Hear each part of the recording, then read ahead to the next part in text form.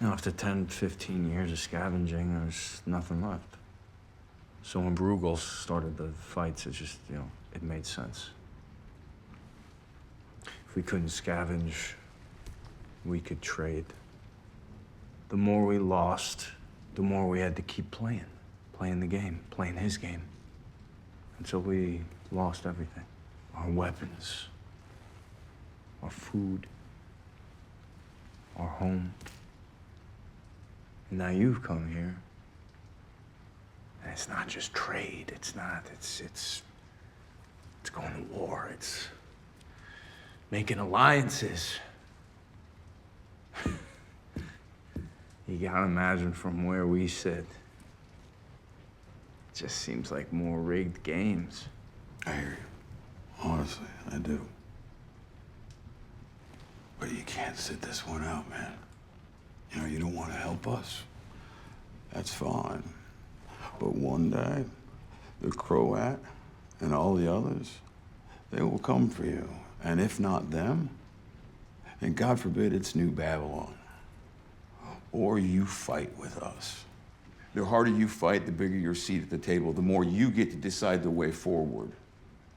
Now, you leave it to the likes of Bruegel and New Babylon,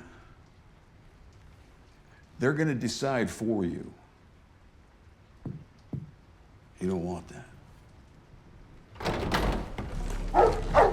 My apologies for dropping by unannounced.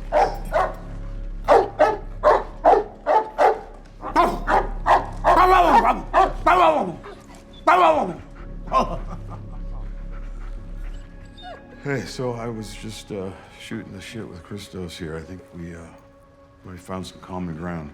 Common ground cannot exist when someone has already demolished it. I never took you for a man who knew a lot, or even a little, about circuitry. I don't know what he's talking about. You knew that to knock out the fuse box at the substation would be to knock out 6th Avenue. I'm impressed. I don't know what the fuck he's talking about. I found that under the fuse box. I imagined you'd want it back.